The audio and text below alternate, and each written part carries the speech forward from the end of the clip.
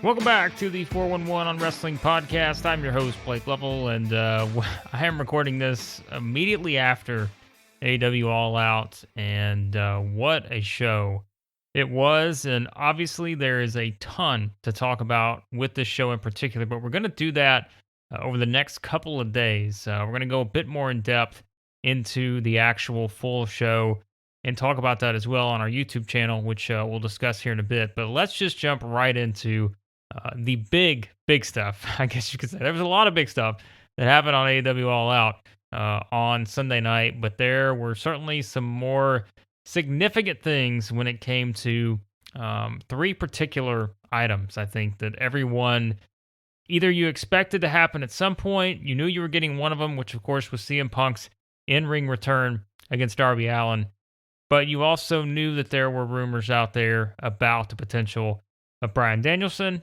joining. We discussed that on the predictions episode. And you knew there was the possibility that you could also see Adam Cole potentially debut with AEW at some point. What does AEW do? They put those ladders to Danielson and Adam Cole in the same segment to end what will, without question, be AEW's biggest pay-per-view ever. From a buy rate standpoint, there is no doubt that this will be their most purchased pay-per-view of all time. I would be very surprised if it's not.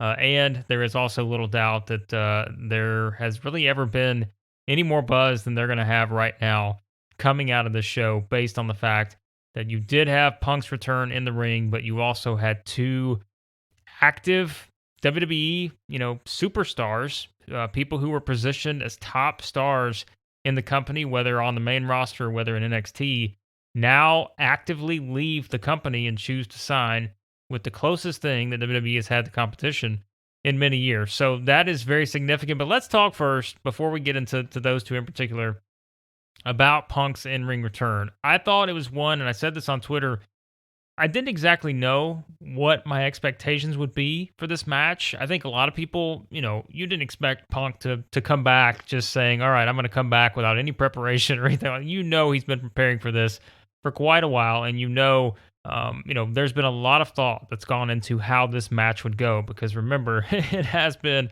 7.5 years. So Punk's had a long time to think about how his return match would go. Certainly, there were probably a lot of thoughts over those 7.5 years. Didn't know the opponent, didn't know where it was going to be, when it was going to be, or anything. But he's had a long time to think about certain things, I would imagine, in terms of what it would look like once he actually stepped back into the ring. And to have the opponent he had in Darby Allin, it seems like from the beginning, there was always going to be one primary goal.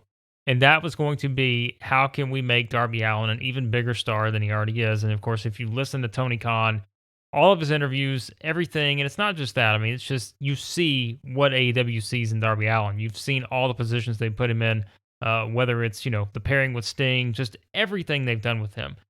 But it's also something to where you knew this match was going to be not just about Punk and his return. That was going to be, certainly the biggest label for a lot of people, was just to see what that looked like. But if you're looking at it from an AEW standpoint, the bigger thing is, how can we go into this probably and say, all right, coming out of this, Darby Allin's going to be a bigger star than when he came in. And I think they executed that very, very well with this particular match. And I thought it told a great story. Like, that was the thing for me that probably stood out more than anything, was it was just a great story. Because, and I think this is where Excalibur helps so much in these areas. He just points out the little things sometimes that really make a big difference. Now, of course, if you're in the crowd, you can't hear this, but you get the gist of it. Like, you're understanding, you see, as a wrestling fan, you understand what's going on. But I think one of the things Excalibur pointed out was, Punk's strategy of slowing down Darby, and how, that made so much sense, because it is someone who's returning after this long layoff. Darby Allin has this, tremendous speed. He can do all these things in the ring. And if he speeds things up, that's to Punk's disadvantage. And I know that's a smaller thing when it comes to wrestling. Like, it's not one of those things that everyone's going to sit there and think about and break down in every little detail. But I think for them, if you look at it from that standpoint, and again, this is where Excalibur comes into it, that is such a tiny detail that if it pops into your brain and you hear that, it just makes all the sense in the world. Of course, like this isn't going to be a match where you're expecting this to be, the Lucha Bros against the Young Bucks, which of course, like I said, we'll talk about in the coming days on some of the other stuff we're going to do, both on the podcast and in the video form on our YouTube channel. But like this made so much sense for Punk to be able to, in that early going, you have the counters they had. You had that great spot where Punk gets the near GTS before, Darby has to retreat to the outside. And it's just Punk really trying to slow things down a bit. And that's where you had, some of those more methodical type of holds. But it makes sense for CM Punk to do that in this type of match, given the opponent. And I just thought it was another, every little detail I felt like was really on the money in this match. And it had another great sequence where Punk, I think, hit the GTS, but it knocked Darby through the ropes. That was great to see Punk's reactions. And that's another thing I want to bring up. And by the way, remember, I'm recording this immediately after the show went off the air. So there's probably a lot of things I'm going to think of after the fact that I'm like, oh, I should have mentioned that, or we'll get to it. I'll bring that up when we maybe do the full entire AEW All Out review, which will briefly, mention some of this other stuff too. But I think this was something where Punk's mannerisms and his reactions and how he plays to the crowd. I said this on Twitter, like he is still a master at these things. And I think you saw that here. If you just go back and watch, like there are so many of those moments during the match where you can see like Punk play off the crowd. He plays off of Darby. He's just knows how, and this is why he became such a big star. Because it wasn't just the fact that, it's a guy who can work in the ring, great on the mic, but he knows how to get a reaction from the crowd. And I think when you see like even just the facial expressions, like different things, like when Darby was getting counted out, it's the different thing. Like he's looking at the crowd, he's doing all these different visuals. Like there are just so many little things that he does so well. It was awesome to see him back because those are things that you think probably go back and watch some of his matches in the past, and you can point them out, but like just to see those back, like this guy is just a master of getting the crowd to react the way he wants them to react. And again, that is why he just became such a huge star, was because he knows how to do that. He understands how to bring out that emotion. And I just thought that he was fantastic here in doing that. The setup after Darby does, the drop off the top, like I thought that was another one of those things where it's like once you see it, you're like, oh, okay, well, why don't people do that? Like, why shouldn't they do that? But I just like that was such a great moment too because it's like, oh, what a smart move. Here's a veteran who has been studying his opponent. He's already said, if he was Darby Allin would be his favorite wrestler if he was a kid and all this other stuff. But like he studied that, he knows exactly what to do there, and he just sits up to counter it. Another one of those things that like that's what you see a veteran wrestler do in those scenarios, and that's why I thought the storytelling was it was on point with a lot of this stuff throughout the match. And really, I mean, it was, I don't know, again, I don't know what my expectations were. Like everybody does star ratings, and I understand that, but like I don't know if I thought going in this was going to be a 3-star, 4-star, 5-star. Like obviously I don't think I was expecting this to be a perfect match for someone who had such a long layoff, but I thought this still exceeded everything that I probably thought it would, to be honest. Like I felt like the chemistry was excellent between these two.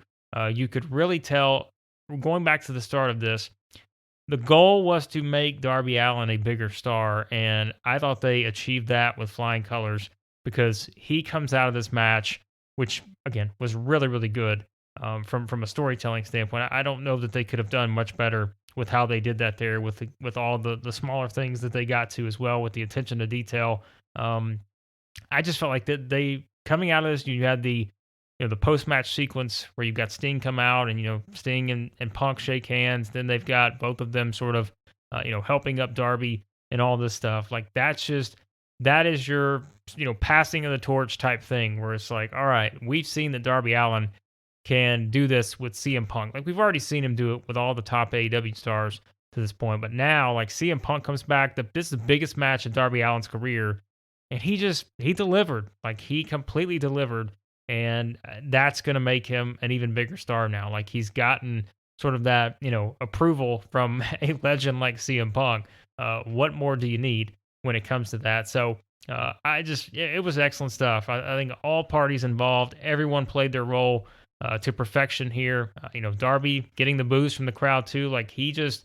This was one of those matches that I think you're always going to sort of remember because it's such a significant moment to have Punk coming back, and to make his actual in-ring return. But this is one too that I think, when we look back at Darby Allin's career, this is certainly one we're probably going to pinpoint and say, look, that guy was a big star then, but he came out of that as an even bigger star, and we know like he's been a huge driver for AEW in terms of certain things when it comes to just what he's able to I think bring in from a crowd standpoint. But it's only going to be even bigger now with this, and AEW and Tony Khan, like, they're only going to have even more confidence, I think, in putting him in a lot of these types of roles now moving forward, just because he delivered here. Punk made him look like a star. But Punk still got it. Like, that was, you heard the chants. That was not surprising. But I mean, he can still go in the ring, and it's just like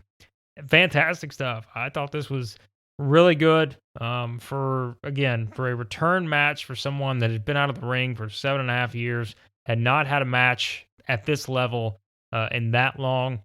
Just bravo. Like, it was good work. Right, like I said, it achieved the goal of putting Darby Allin over, of also putting over the fact that CM Punk can still go in the ring. It just achieved every objective I think you wanted it to achieve. I mean, sure, I'm sure you go back to the match and find this little spot or this little spot, and you're like, well, maybe it could have done that better. But the overall goal is what we look at here. And what is the biggest thing we're going to remember from this? I think it's the fact that CM Punk still very, very good at what he does. And he's also very, very good at putting over someone like Darby Allin. And even with CM Punk winning, like, I'm sure there will be people out there that criticize that. We know people will find something to criticize with everything, but it doesn't matter. Like, Darby still comes out of this even with a loss.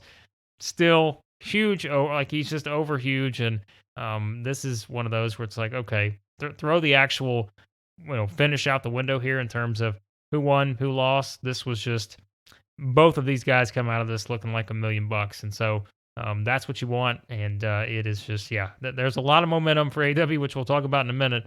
But perhaps when you look at these two in particular, all the momentum on their side coming out of this match between these two. But before we do get to the big angle after the main event, let's talk to you about our friends over at Manscaped, because support for 411 Wrestling does come from our friends at Manscaped, who is the best in men's below-the-waist grooming, the champions of the world. In that category, of course, Manscaped offers precision-engineered tools for your family jewels.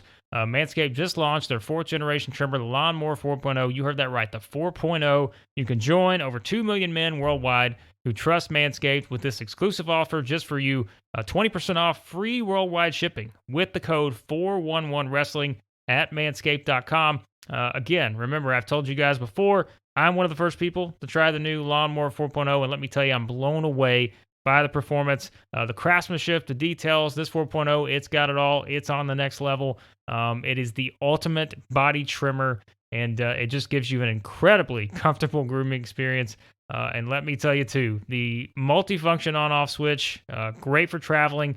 You have that. You've also got the wireless charging, just a fantastic charging system. You can take your time because Manscaped has you covered with this charging system. And by the way, my favorite part of this, the LED spotlight. So if you need a little bit more of that precise shave there below the belt, the LED spotlight, all you gotta do is turn it on, and boom, you're set with that. And let's be honest, as we keep saying, if you're shaving your face and body with the same trimmer, you're doing it wrong. Boost your confidence with this new body trimmer with Manscaped to make me time the best time with a smooth shave. And remember, 20% off free shipping with the code 411Wrestling at manscaped.com.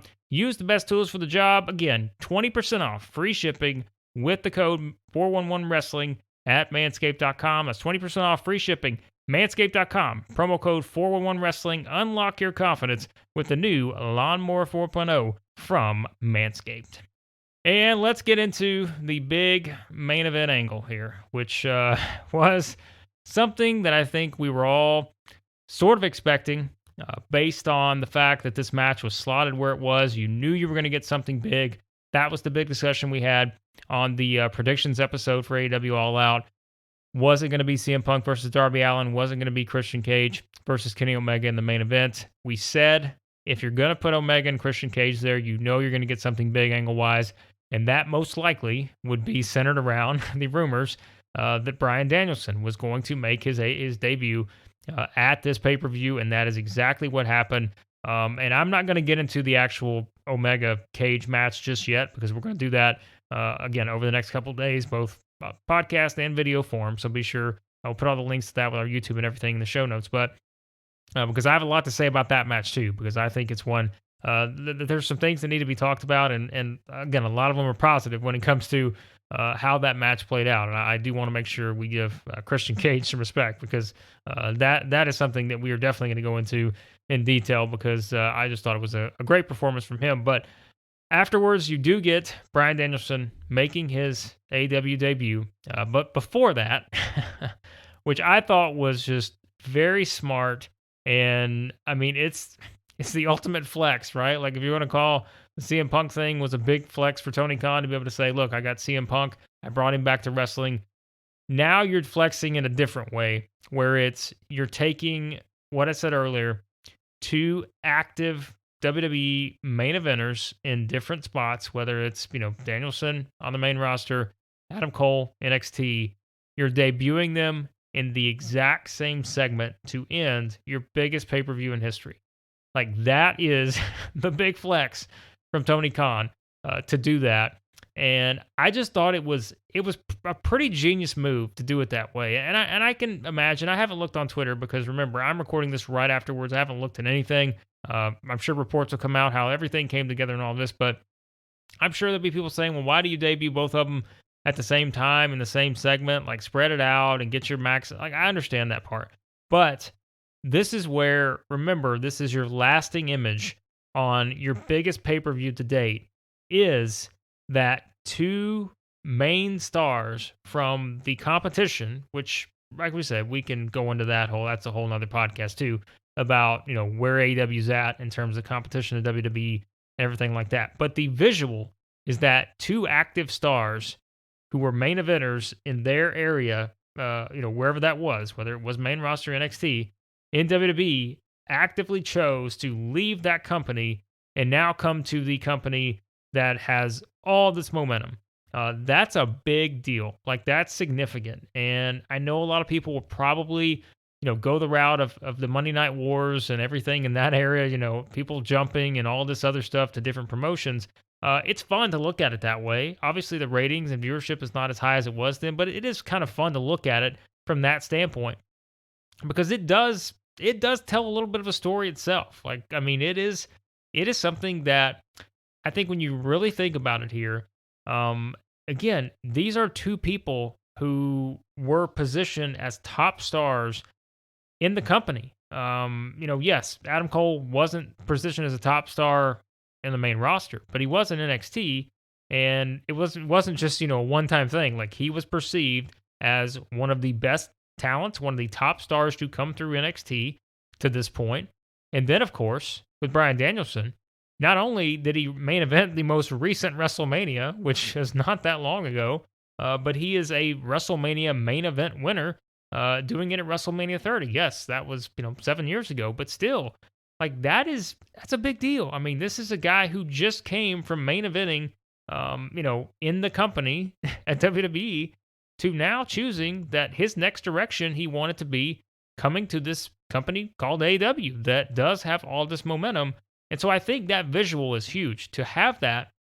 If you're a casual person looking in and you're just like, wait a second, like I just saw these guys in WWE or NXT or whatever, and now they've jumped over to this other company. Well, if I'm someone that hasn't necessarily, followed AEW that closely, it's like, well, now I feel like I need to pay attention because there's a reason, obviously, that they have made this choice to leave the biggest company in the world and now go to this other company. There's a reason for that. And so, I mean, if you just look at the crowd, the entire night, the crowd was fantastic. Like the atmosphere, I don't think you could have asked for anything better. Remember, to have this pay-per-view, knowing it was going to be this huge, you could not have asked, I think, for a better situation and a better setup to do this how they did it. And that's where all these little details come into play, to have everything, for this to be where it was at, like the location, to have the Punk dynamic, and now to have these two massive debuts on, your show. And that is not even to mention some of the other stuff, like we said, like we'll get more into the Ruby Soho, Minoru Suzuki. Like there was so much on this card. And it's just like, I think the one thing you're going to come out of this thinking is, again, two guys who active top stars in the company that is perceived as the best in the world, and certainly from a business standpoint is the best in the world. Like this is just a big deal, and I don't know exactly if we know just yet the long term, what this means long term. But I do think something we do know for sure is that the fact is that we talk about the Punk return, and this is not to in any way diminish anything about the Punk return. But the Bryan Danielson one to me is just so significant because it is someone who is an active star, who has been in that company, and really has been part of one of their biggest sort of fan-driven moments, storylines, angles, whatever you want to call it, in the past decade. Like that was one of the biggest, things. If you ask people, I'm sure, like it's one of the most significant things WWE has done. I mean, they weren't the ones that probably initially jump started it. We know that, but he was someone that was part of one of the biggest things in that company, and really one of the most memorable from a fan standpoint, in the past decade or so.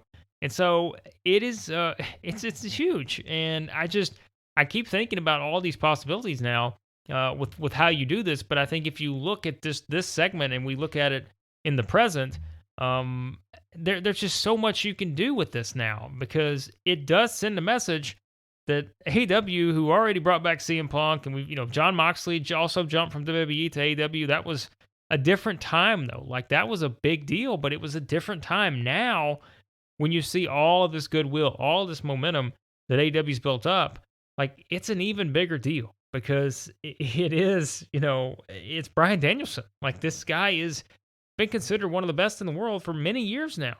And he just like now has decided to come over and be part of AEW as an active competitor. And so again, you're off the pay-per-view at the end of your biggest pay-per-view of all time with him in the ring, with younger stars too, right? Like that's what we talk about. Like he's in there with Jungle Boy.